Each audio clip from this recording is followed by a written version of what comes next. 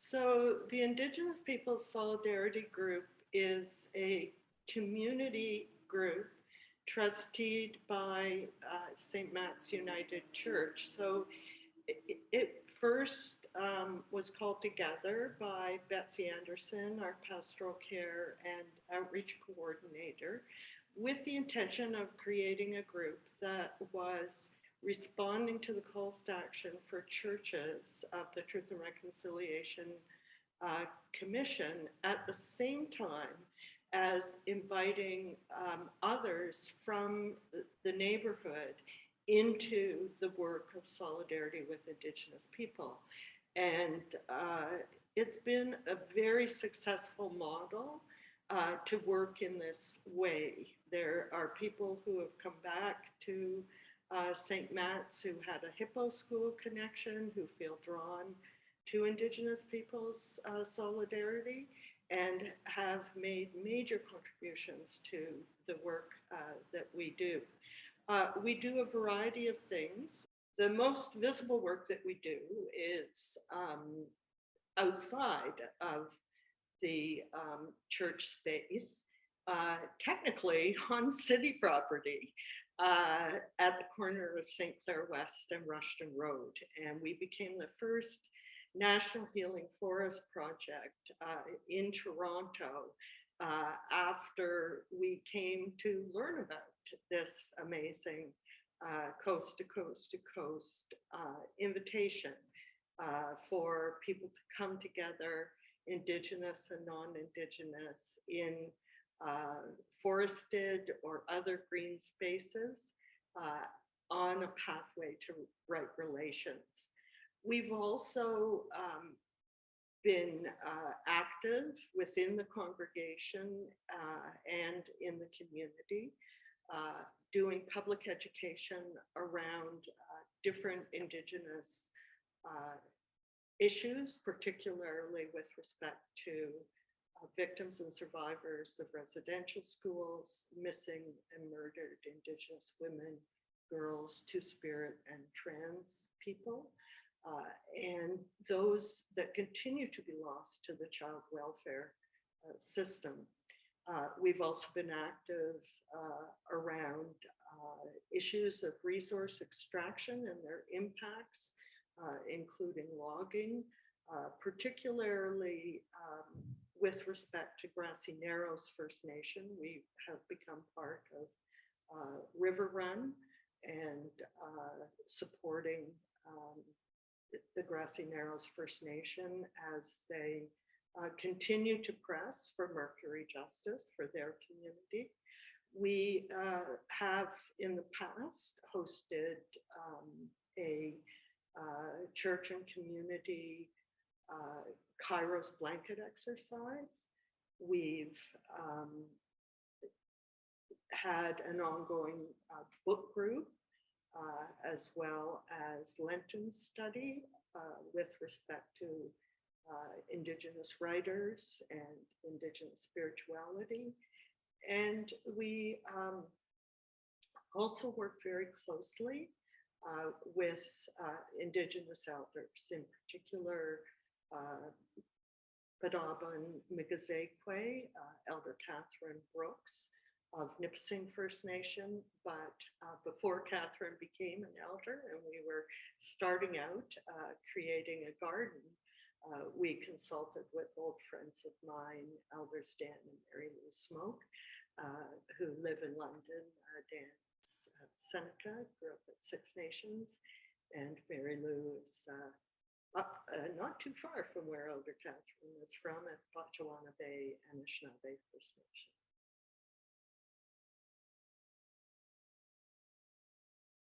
I'm a founding member of the Indigenous Peoples Solidarity Group, along with, I believe, 6 or 7 other people who remain involved.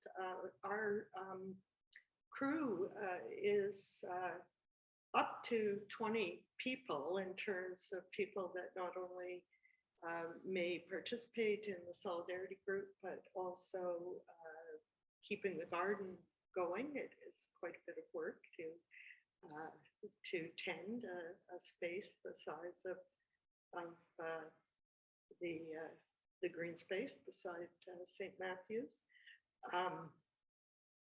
So we started in 2018 with the first meeting, and we have only grown since then.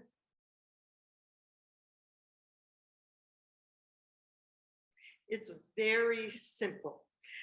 If you want to join the Indigenous Peoples Solidarity Group, you simply email Betsy Anderson and she'll put you on the list.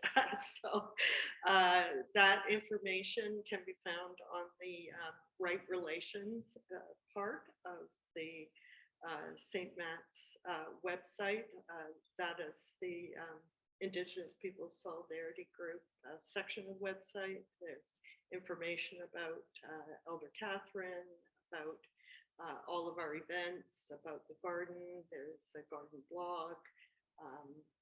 So that's the place to start. And if you want to get involved in Nujimoy Wewe Gitgan, I am the person to email. And that involvement can be anything from a regular shift, taking care of the watering, which given our location is a big responsibility that we like to spread out when and if we can. And you can do as little as come out to one work bee a year. We have spring and fall work bees.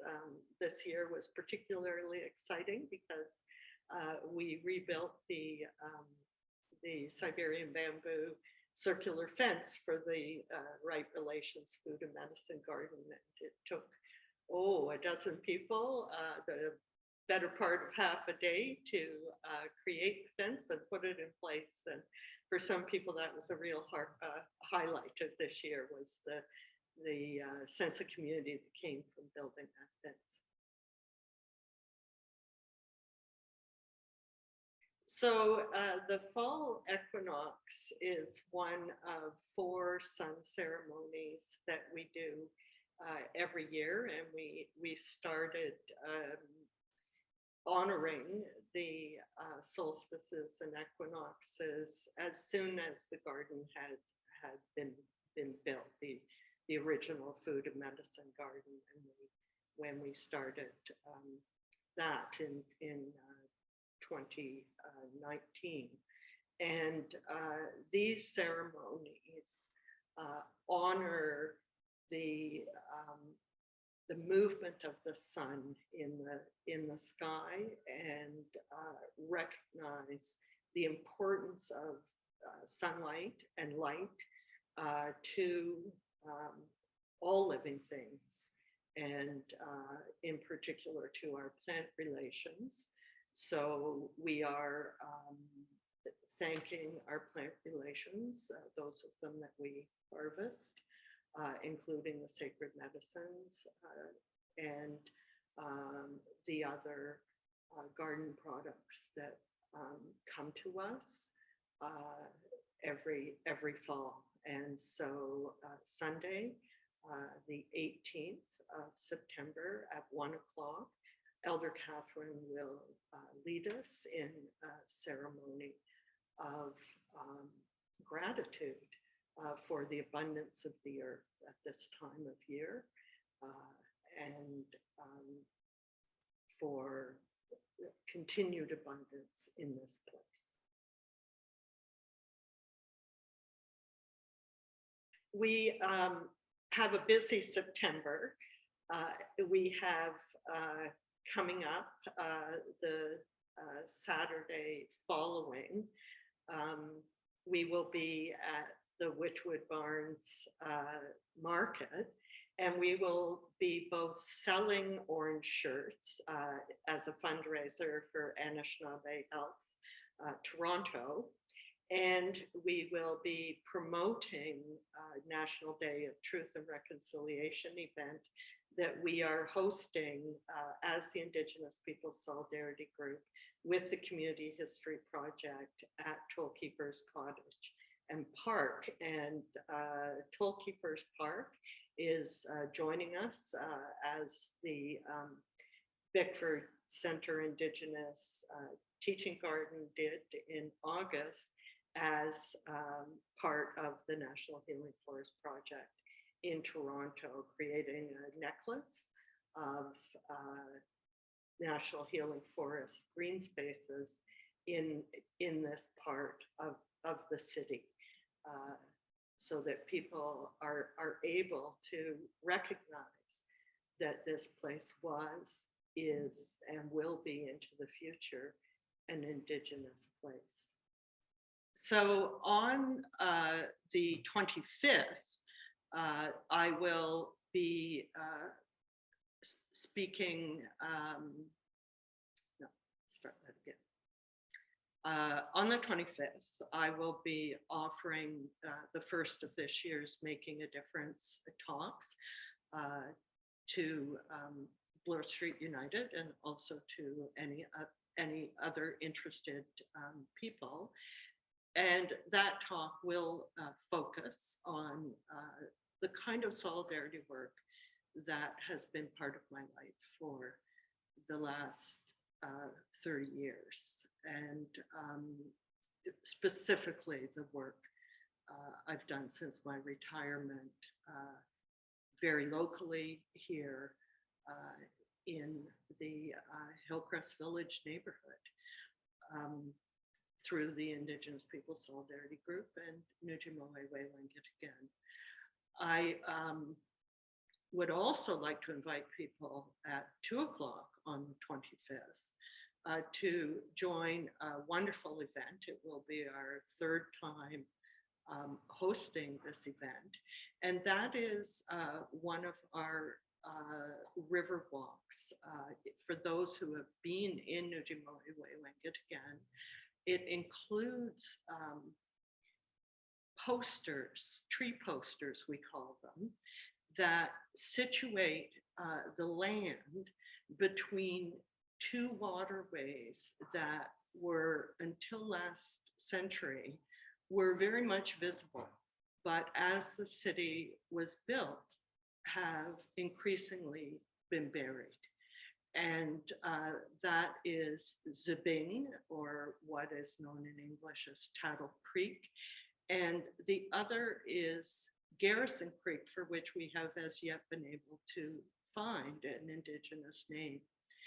So we meet up on those occasions for Garrison Creek walks at the corner of Bloor Street West and Christie at the northwest corner. And we look at how the landscape has been shaped by what are now underground waterways. And we walk underneath the Bickford Center. We listen for the water underground, and we imagine the landscape as it was made by the waterways rather than by human hands. So we see this as a crucial way of acknowledging water and its importance for all living things, and the threats that human beings have created to water as we've taken up more and more space on the globe. So that walk starts again, northwest corner of Bloor Street West and Christie, 2 o'clock on the 25th of October. And then Orange Shirt Day, or the National Day of Truth and Reconciliation, will be at Tollkeepers Park on the 30th of September, the Friday, and we will gather at 2 o'clock in ceremony with Elder Catherine, an ambassador from Mississaugas of the Credit, the 416 singers and drum dancers, Nicole Levick and her daughters, Nazarene Pope and Indiana Cada. And we will remember the victims and survivors of the residential schools. We will reflect on that, and we will seek to heal the relationship between Indigenous and non-Indigenous people. Elder Catherine is the child of a residential school survivor, and speaks very movingly about the impacts of her mother's life on her and the strength of her mother in coming out of that system and raising her children in a good way. So we invite everyone who wishes to be in ceremony on the National Day of Truth and Reconciliation to join us. Following the ceremony, there will be a feast and giveaway, as is traditional following ceremony, and we will be feasting upon wonderful bannock made by our neighbor, Chef Charles Catchpole, and he will be serving his bannock with Jermaine Catchpole's preserves and cedar tea. So we believe it will be a moving but also celebratory event.